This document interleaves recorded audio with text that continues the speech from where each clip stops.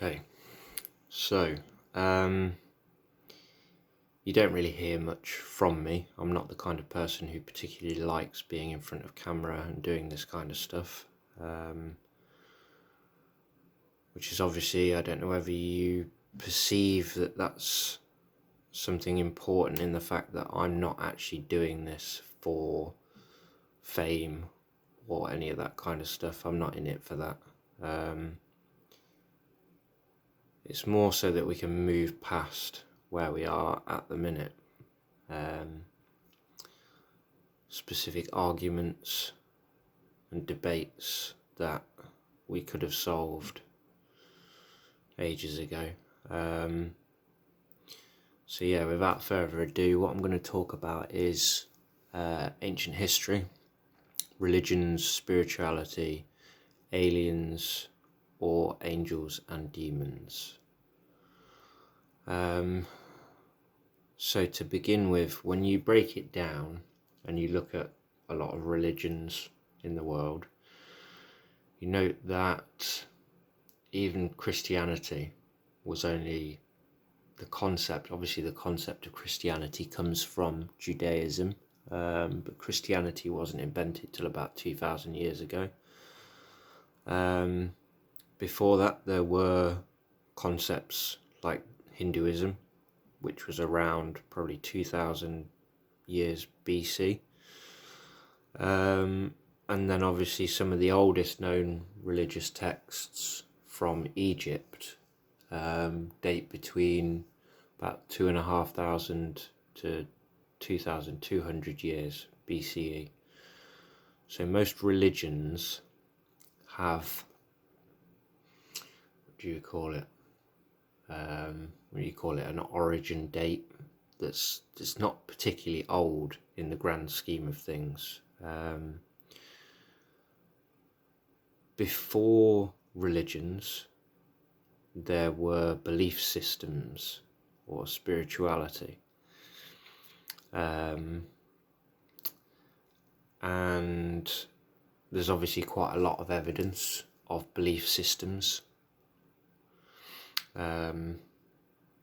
What do you call them? Artifacts that have been found from many cultures dating back, as far as 300,000 years ago. And mainly they were fertility symbols. I don't know if you've seen them, carved stone women, particularly women. Normally shown in a pregnant form, obviously to do with fertility. But I guess what I'm trying to get at there is that, in my mind anyway, the idea of a belief system, it's obviously something that J.O.S.H has had opinions on, and we've talked about what he said was that the concepts of maths and science would be understood by any sentient civilization.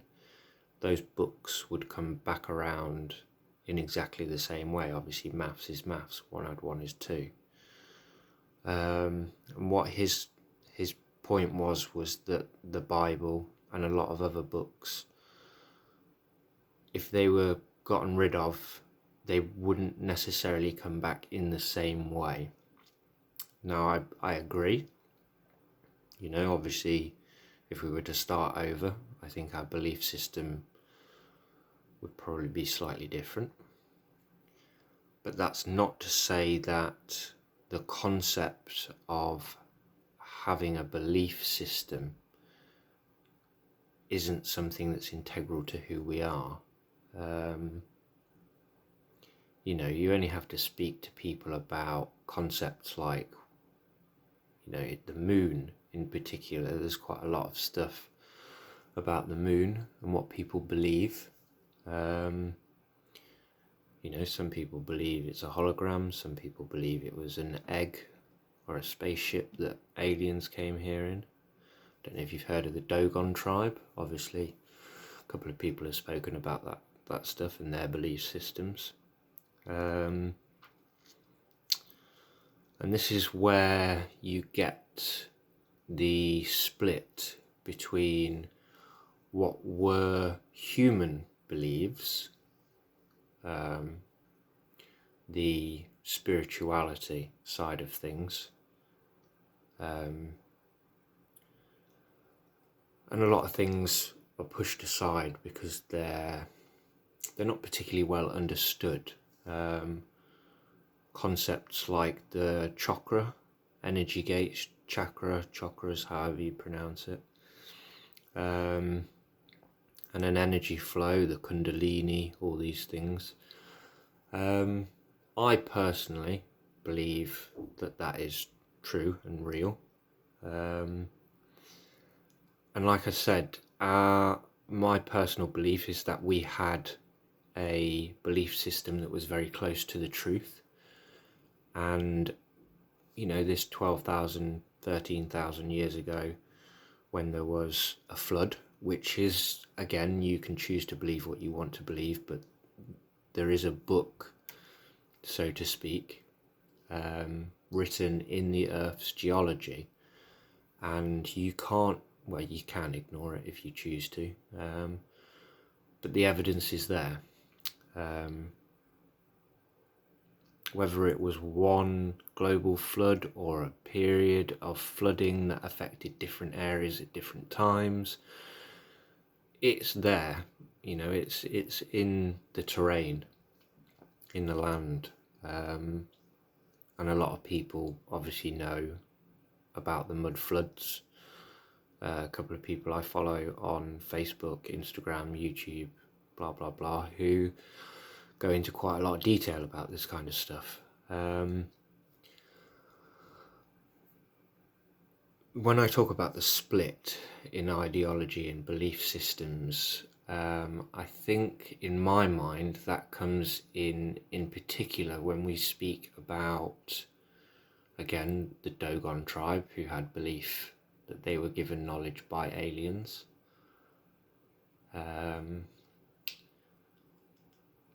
And the Sumerians. Now, the Sumerians are very interesting people. Actually have a quite interesting book here, The Chronicles of the Ancient World, from 3,500 BC to about 500 AD. And it goes through quite a lot of detail. You know, you've got quite a lot at the beginning about Babylon, Mesopotamia, Akkad, all of the, again, Uruk, however you pronounce them, different names for the same city. And their particular belief system was that we were seeded by aliens. Now again, at this point in time, with quite a lot of misinformation and people not just not wanting to work together to figure things out, we don't really know. You know, there are many different books throughout history that say different things, and I think it's stupid to say that any one of those books has the whole truth. Especially when it comes to spirituality. I'm a very spiritual person. I was raised in the Catholic Church. I don't know if I particularly see myself as Catholic. It's a difficult thing for me, given that the core beliefs of the Catholic system are quite good, but the church doesn't abide by its own rules. In particular, obviously, I have a couple of favourite stories that I took from the Bible, and one of those was the story of the Good Samaritan, and the line that Jesus says about treating others as you wish to be treated. The concept of the Good Samaritan was always the idea that just being a good person wasn't enough.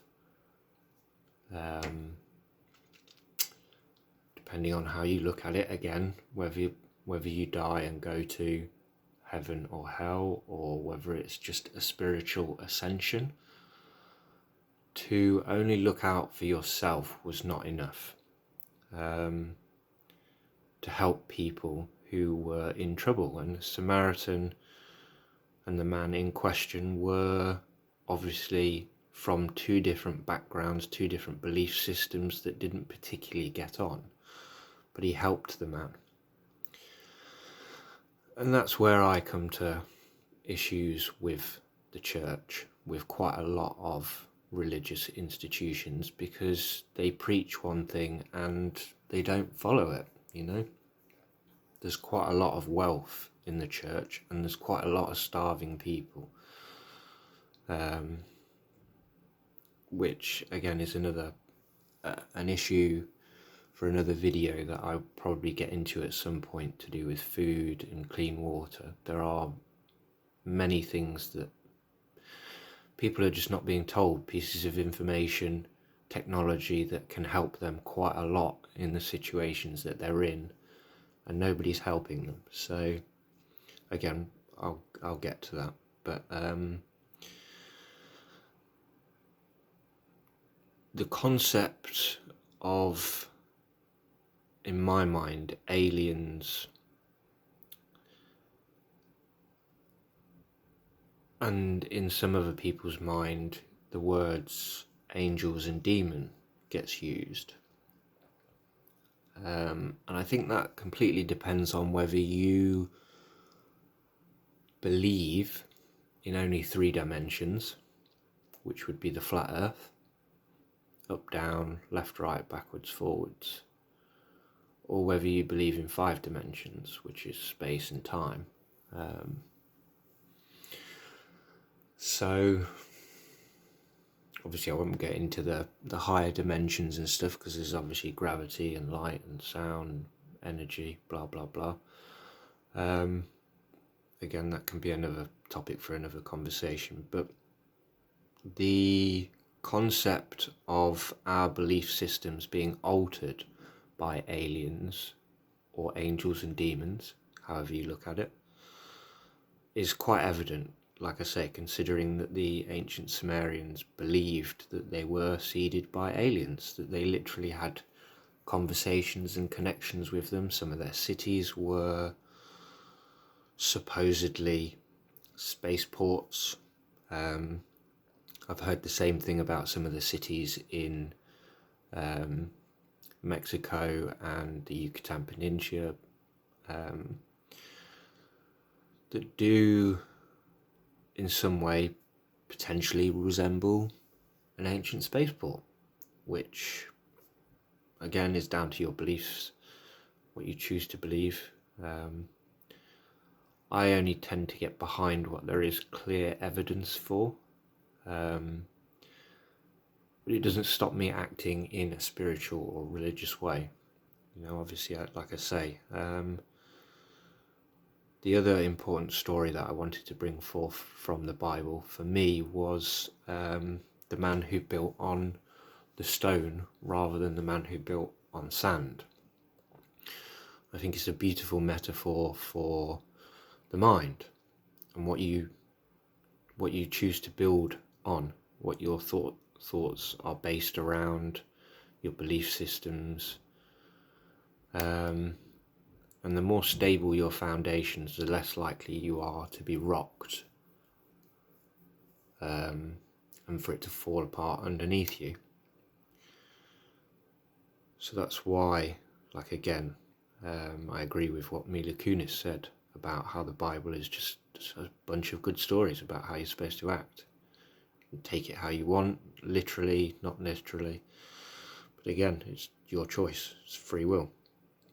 But when you look at the Mayan prophecy of the end of the world, which was supposed to be in 2012, there or thereabouts, obviously these things, processes, they take time. It wasn't ever going to happen in 1 year. It's not a physical end of the world. It was an end of an age, transition from one period of humanity on Earth to the next period, the ending of one belief system and the moving forward into potentially a new belief system, a new spirituality, a new religion. And that's why, again, when you look at other books, quite a lot of books have this end of the world story. And I always believed that most of the Bible was to do with psychology. I think people back then, they didn't have so many distractions. There weren't just entertainment TV shows and stuff to distract you. You were around people probably 18, 19, 20 hours of a day.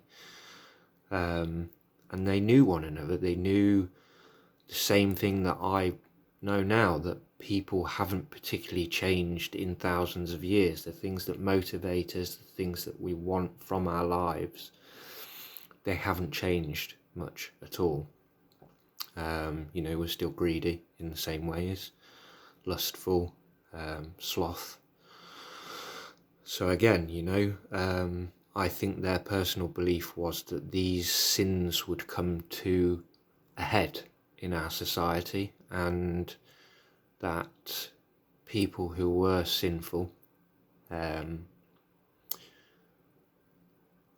would take power, take control, take profits for themselves, and by doing so they would convince other people to follow their choices and actions, which is what leads you to the end of the world. Obviously what's going on right now,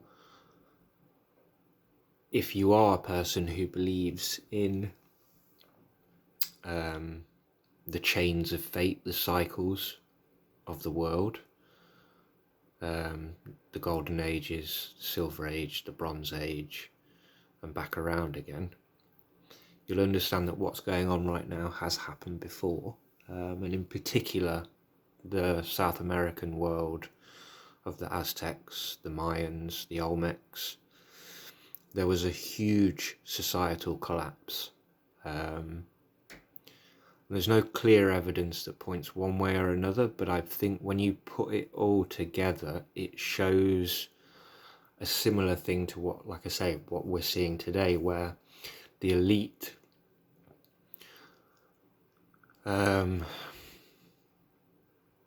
not all of the rich people in this world are bad people. I firmly believe that. Some of them are just misled. But they have taken so much for themselves that they haven't considered how to manage the land and its resources properly. And like I say, the same thing happened in the pre-Columbian world, where the total societal collapse was based around food and famine, warfare. And like I say, that is happening right now. We are currently in a period of time where the wealth has been massively transferred from the normal people to the people at the top of the pyramid. Which again, we use words like elite or Illuminati, the ruling class, the ruling families, to explain to people who is in control of the world. Money is power, power is responsibility. These people have all the money, all the power, and all the responsibility, but they're not responsible people.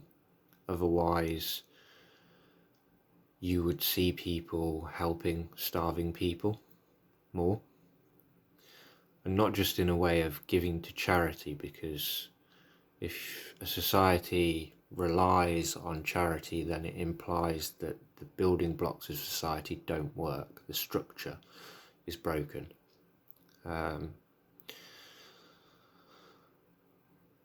So, like I say, when we're talking about this end of the world stuff and it being a change of phase, apocalypse doesn't mean the end of the world. It's another word for revelation. and the book of Revelations being at the end of the Bible at this period where the world is supposed to end, again, it's just a transition from one age to another, revealed to me that people had to be alive for something to be revealed to them. So, what is this phase that we're going into? It is my personal belief that, how to explain this, both God and the devil sort of wanted the same thing. They both want control of the world and the population, but they go about it in different ways. So for instance, God gives you free will to choose whether you worship him and respect the world, the universe, humans, animals, life in general, and the planet. The devil doesn't really care whether you believe he's real or not. He is just going to try and take control. Again, it's kind of my belief that the devil was created by God to test us, like the final test, and whether we deserve to be wholly sentient, free creatures. So the point being that in the Bible, the Antichrist would be the literal spiritual incarnation of the devil.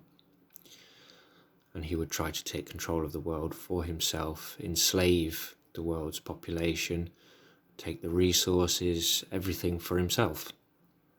And that is something that we are seeing going on right now. We're not living in a world of equality, of freedom, of peace. We're living in a world where the rich try to take more for themselves. And like I say, not all rich people are evil, just misled, misguided. And whether those beings, the devil, demons, angels, God, are, and it has to be one of these, either there is no God, no devil, nothing. There is a God and the devil, or they're aliens. And like I say, that depends on whether you believe in the flat earth or a globe. Again, I'm not going to get into that in this video, but I think they are the same concept, whether you believe in the flat earth or the globe. The concept of darkness being from a scale of the lowest frequency vibration to the highest frequency vibration, which is light. Obviously, as Nikola Tesla said, you must think of everything in terms of energy, frequency and vibration, and sunlight is a frequency, it is a vibration. Maybe not in the sense that a lot of people understand, but light and darkness are opposite sides of a scale, a musical scale, for instance, and we are all parts of that, writing the song that will be history in 1,000 years' time. And what song is it that we will write, we will play for the future? What I really want us to do is move past this division and get to a point where, like I say, we're working together without the distractions, towards a better world for all of us.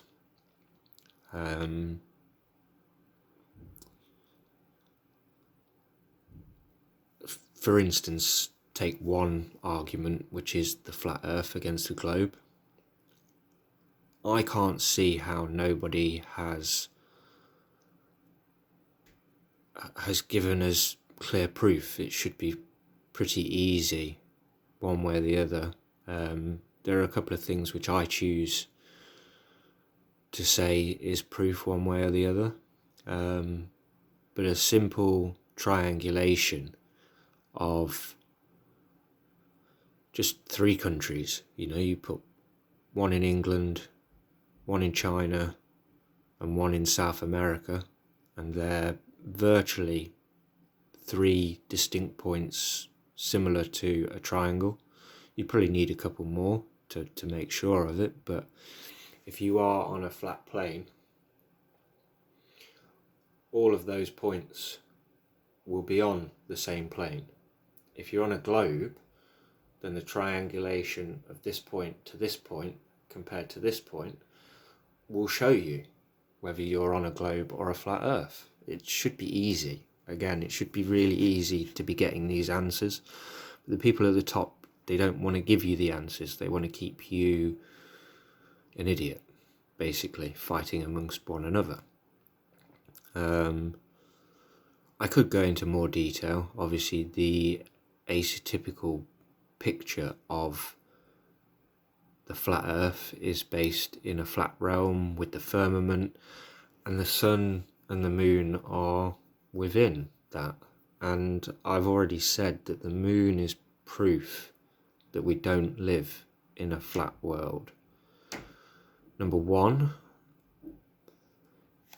if they were counter-rotating, the sun and the moon, across a flat disk, the moon would never be cast in shadow. So the phases of the moon wouldn't exist.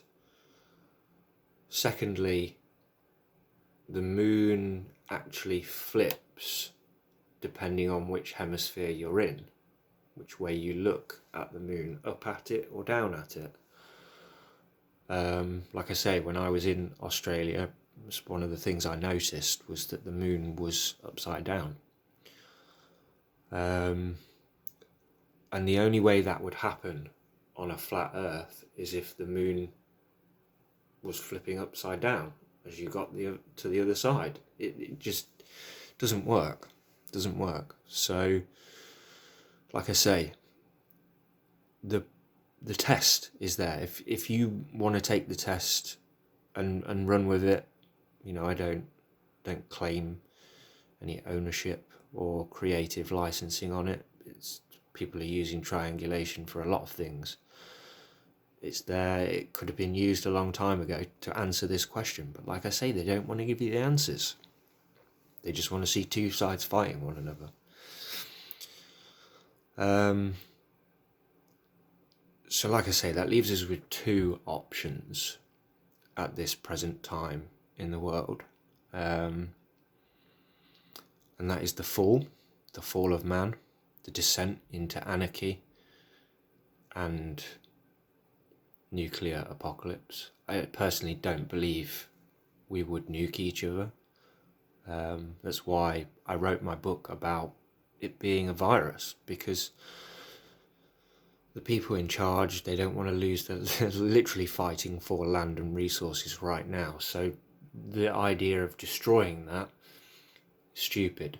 They would rather poison you or give you a virus that kills you. It's like I say, I don't think we'll go to nuclear apocalypse. But the fall down is real. If we choose to listen to low-level consciousness, which is like the 4 Fs, so the fight or flight, fuck, or food. And they're literally the lowest forms of consciousness. That's every animal, every creature thinks like that. And the lowest form of consciousness, like we were talking about the scale of, frequency from the lowest frequency to the highest frequency, or light to dark, the Kundalini and the chakra gates are also at war with one another. The highest form of consciousness tries to step away from the atypical every 3-second thought for a man, because at higher consciousness you need your brain to think about more important things. So like I say, there's either the fall down, the spiral into descent, or we come together, we climb and we ascend. And like I say to you, it should be easy. It should be an easy thing to understand that we don't want to go backwards, which is one of the main reasons why I won't stand and advocate violence or fighting or the destruction of anything. Even when I was watching ISIS or ISIL or whatever name you choose to call them, in my book they were called the Umbra. It was darkness, the black flag. And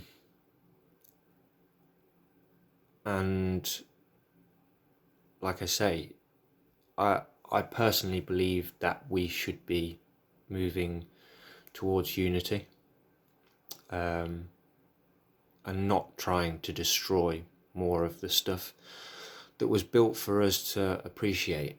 Vast pieces of knowledge, that were inscribed upon these temples that were just destroyed, taken away from the next generation. And that also includes obviously not pieces of architecture that are quite as old as that, but parts of our society that many people, just violent people, angry people, just want to break and destroy. And if our society is to move forwards, we can't afford those types of losses.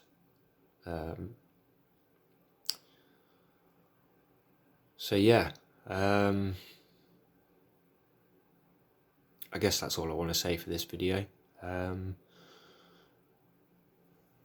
Apart from the fact that my book, I actually started, like I said, mentioned earlier, I went to Australia back in 2012 because I myself was suicidal, and it was the only thing I wanted to do.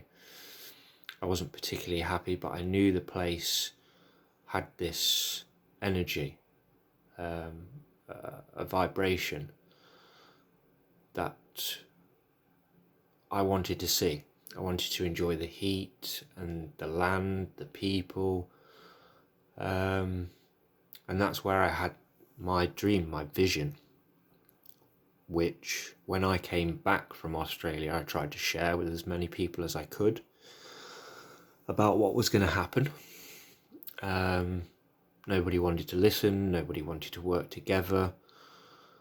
So rather than give up and allow that to happen without fighting it, I spent the last 10 years writing what I had seen in that vision as